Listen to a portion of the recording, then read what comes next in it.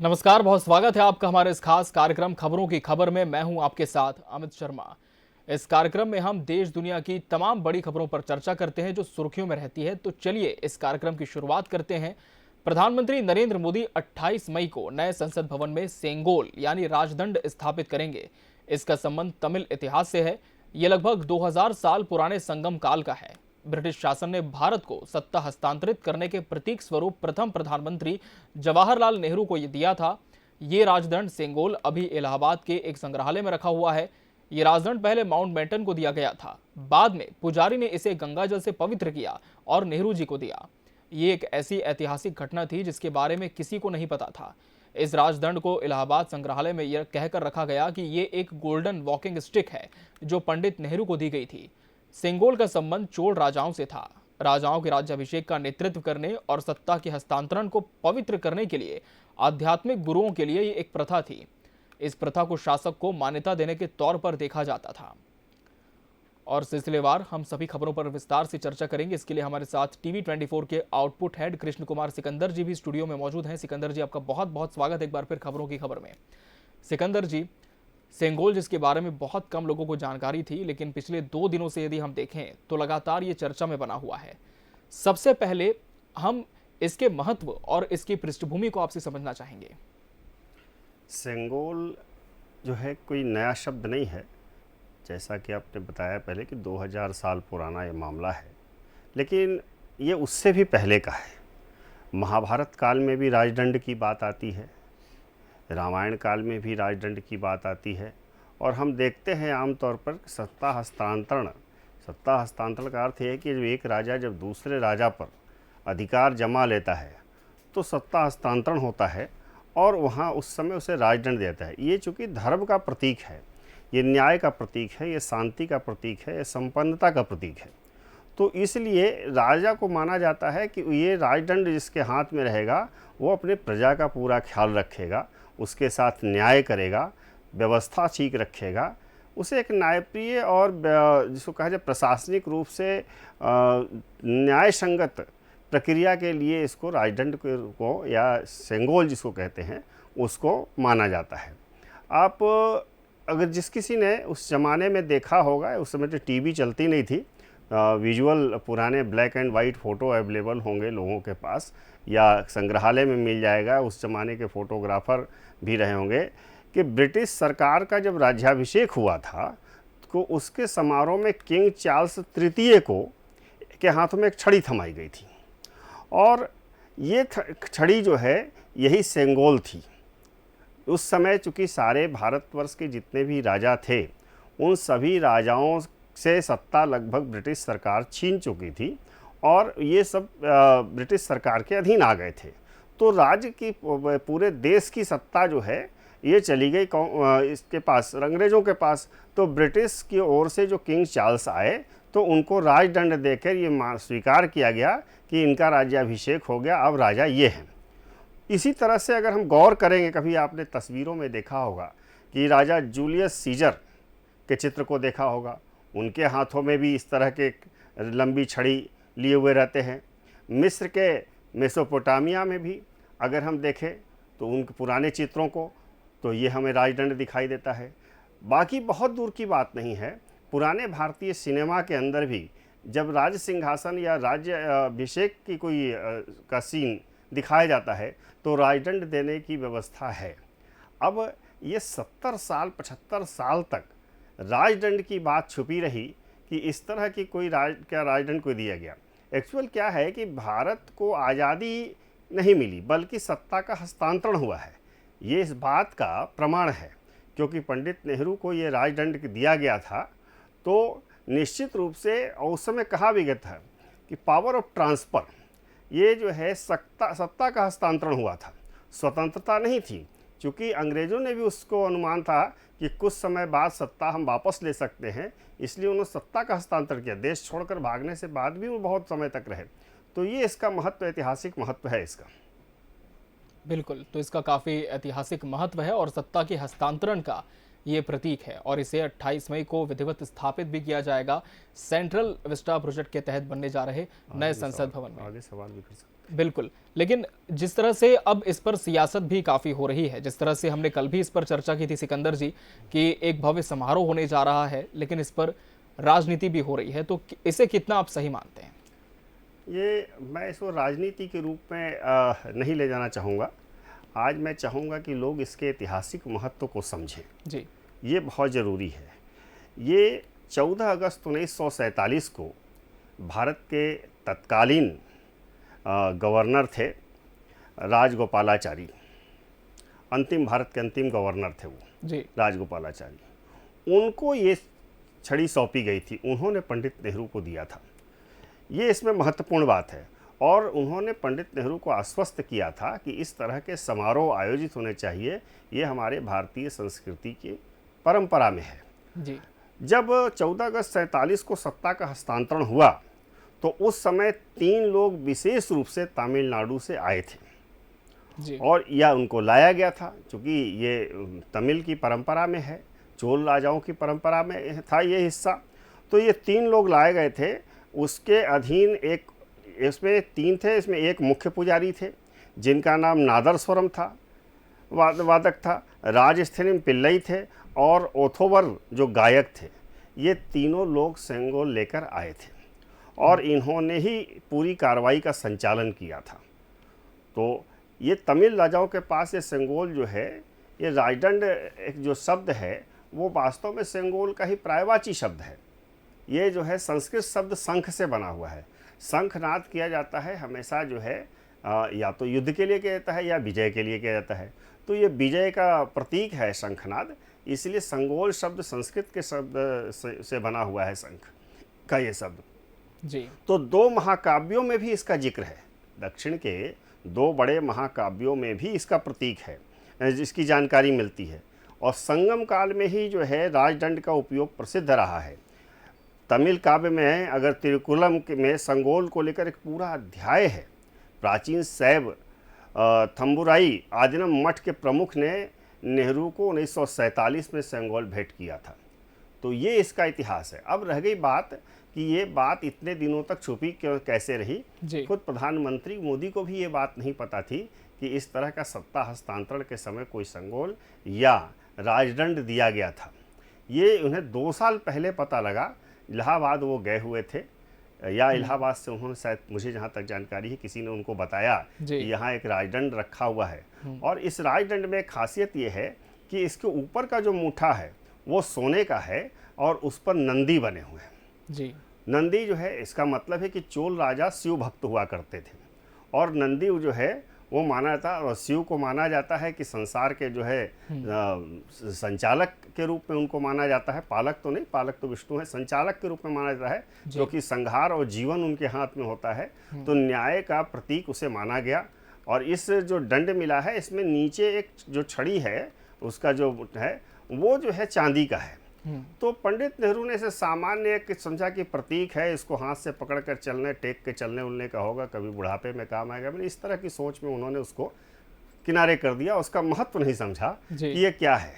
इस महत्व को जब पता लगा प्रधानमंत्री मोदी को, तो उन्होंने इसके बारे में पूरी जानकारी जुटाई और लगा कि ये तो भाई जब हमारे सत्ता हस्तांतरण के बाद ये तो संसद की चीज़ है। ये संसद में जब सभापति बैठते हैं, अध्यक्ष बैठते हैं, तो ये उनकी कुर्सी के पास होना चाहिए कि संचालन उनके हाथ में होता है। उन्होंने प्रधानमंत्री को नहीं बनाया। मजेदार बात है कि सत्ता हस्तांतरण में भारत के अंदर लोकतंत्र के अंदर प्रधानमंत्री महत्वपूर्ण होता है, लेकिन हमारे यहाँ लोकतंत्र में संसद को महत्व दिया गया है। तो इसीलिए इस बात को प्रतीक के रूप में मोदी ने इसे संसद भवन में जो सभापति का जो कक्ष है या जो टेबल है वहाँ पर रखने की इसकी व्यवस्था की है। जी बिल्कुल। बढ़ते हैं खबरों की खबर में आगे और बात करेंगे आज की दूसरी खबर की। विज्ञान के सिद्धांत वेदों से मिले हैं, लेकिन पश्चिमी देश अब तक इन्हें अपनी खोज बताते हैं। दरअसल संस्कृत भाषा वैज्ञानिक विचारों को आगे बढ़ाने में इस्तेमाल की जाती थी। कंप्यूटर की भाषा भी संस्कृत है। अलजेब्रा, स्क्वायर रूट, समय के सिद्धांत, आर्किटेक्चर, मेटलर्जी, यहाँ तक कि अंतरिक्ष विज्ञान के सिद्धांत भी वेदों से मिले थे। अरब देशों से होते हुए विज्ञान के ये सिद्धांत पश्चिमी देश तक पहुंचे, जहां उन्होंने इस सिद्धांतों को अलग स्वरूप में पेश कर अपना बता दिया। ये दावा इसरो चीफ एस सोमनाथ ने किया है। सोमनाथ ने कहा कि उस समय के वैज्ञानिकों द्वारा संस्कृत भाषा का इस्तेमाल किया जाता था और इसके कोई लिखित दस्तावेज नहीं थे, लोग सुनकर सीखते थे, जिसकी वजह से यह भाषा आज तक बची हुई है। संस्कृत भाषा में लिखा भारतीय साहित्य दार्शनिक के तौर पर काफी समृद्ध है। संस्कृत में संस्कृति, धर्म और विज्ञान के अध्ययन में ज्यादा अंतर नहीं है। कंप्यूटर की भाषा भी संस्कृत है और जो कंप्यूटर और आर्टिफिशियल इंटेलिजेंस सीखना चाहते हैं उनके लिए संस्कृत भाषा काफी फायदेमंद साबित हो सकती है।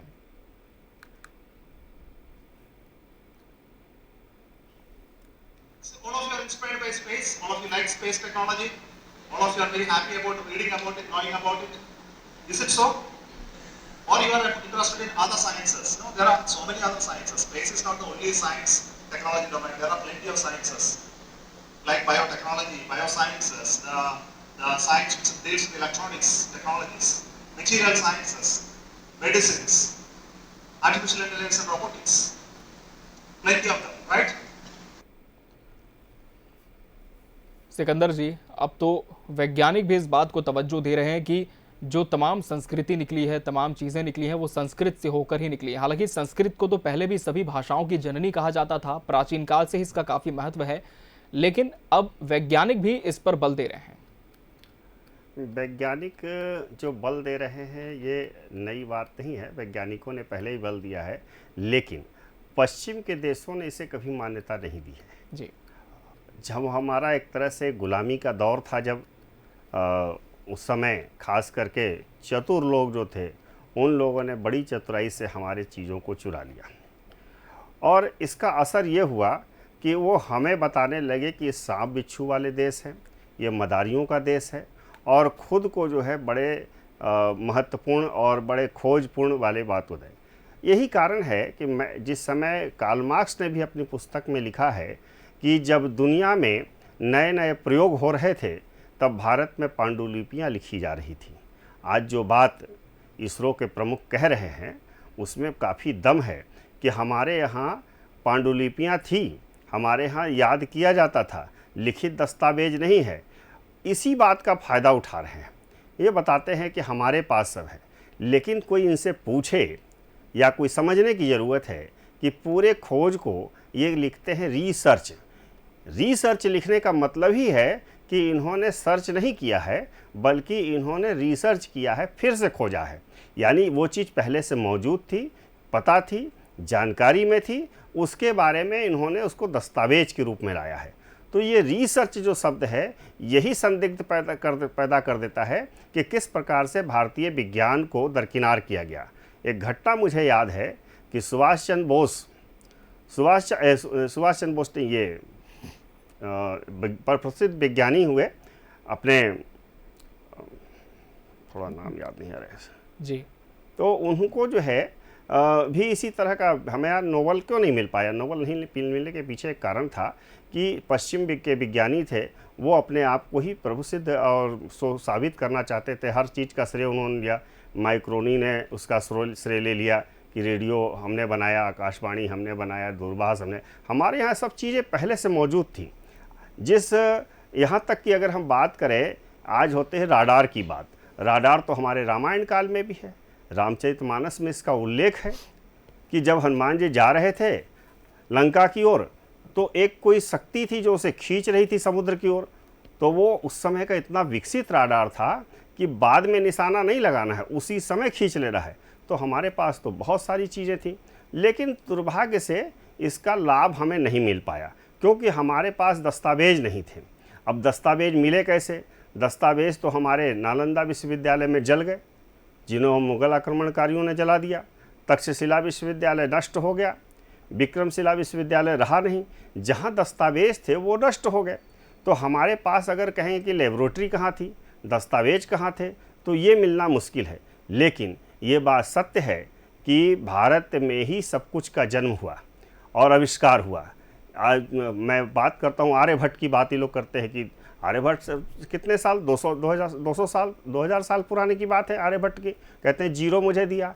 अरे जीरो अगर भारत ने 2000 साल पहले दिया तो फिर त्रेता युग में द्वापर युग में जीरो का प्रयोग कैसे हुआ, दशानन में 10 सिर कैसे आए, जीरो कहाँ से आया, 20 भुजाएं कैसे आई, ये 10 कहाँ आया, कौरव के 100 पुत्र आए तो ये जीरो कहाँ से आया।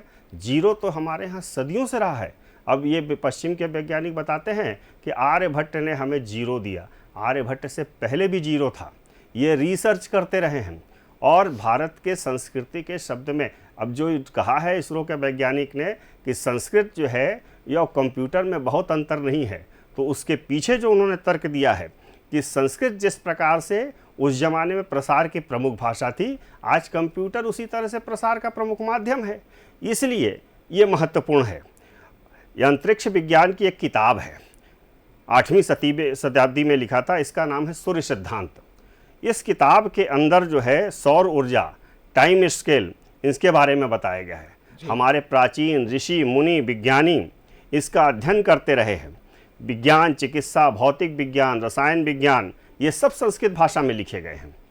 अभी तक इस पर ज़्यादातर रिसर्च नहीं हो पाई है, भारत के लोग में कम रिसर्च किया है। उस समय के वैज्ञानिकों संस्कृत भाषा का ही प्रयोग करते थे। हमारे यहाँ संस्कृत प्रचलित थी, संस्कृत भाषा का ही प्रयोग होता था। इसके लिए कोई लिखित दस्तावेज नहीं है, इसीलिए हमें जो है कहा जाता है कि मेरे पास कुछ भी नहीं है। इस देश में विमान बनाने की परंपरा थी। विमान दक्षिण के वो थे जिन्होंने, उनसे अंग्रेज खरीद कर ले गए दस्तावेज और उस आधार पर विमान बनाया और बता दिया कि हमने बनाया। अगर ऐसा नहीं था तो रामायण काल में पुष्पक विमान का जिक्र कैसे आता है। 7 प्रकार के विमान थे रावण के पास। हमारे पास विज्ञान शुरू से बहुत महत्वपूर्ण था। हमारे यहाँ विज्ञान इतना मजबूत था कि अस्त्र का उपयोग होता था और उपयोग होने के बाद वापस चला आता था। आज तो उपयोग होने के बाद वो नष्ट हो जाता है, किसी काम का ही नहीं रहता है। तो हमें अपनी संस्कृति को, संस्कृत को, अपनी भाषा को, अपनी धरोहर को समझने और खोजने की ज़रूरत है। हमें उसको और गहराई में जाने की ज़रूरत है। हम दुनिया में सबसे आगे थे, दुनिया ने हमसे सीखा है। अरब देश, हमारा शासन अरब देशों तक था, क्योंकि अरब देश तक हमारी संस्कृत चलती थी और अरब देशों तक हमारे संस्कृत के इन्हीं श्लोकों से, किताबों से, अध्ययन से पश्चिम तक पहुंचा है ये पूरा विज्ञान। और वहाँ से उन लोगों ने इसको अपने ऊपर में अडेप्ट करके और मेड इन वेस्टर्न कंट्री लगाकर भेजना शुरू कर दिया। और एक चूँकि हम गुलाम थे लंबे समय तक, उसका हमें नुकसान उठाना पड़ा और भारतीय वैज्ञानिक जो है वो उसका लाभ नहीं ले पाए, उनको नहीं मिल पाया, सारा रिसर्च उनका बेकार हो जाता था। बिल्कुल। तो कहीं ना कहीं लेकिन अब जाकर जो पश्चिमी देश हैं वो इसे तेज़ी से अपनाते हुए भी दिख रहे हैं। सिकंदर जी, आपका बहुत बहुत धन्यवाद इस कार्यक्रम में आने के लिए और दर्शकों को इन 2 अहम खबरों पर विस्तार से जानकारी देने के लिए। इसी के साथ खबरों की खबर में फिलहाल आज के लिए इतना ही। हमें दीजिए इजाज़त। नमस्कार।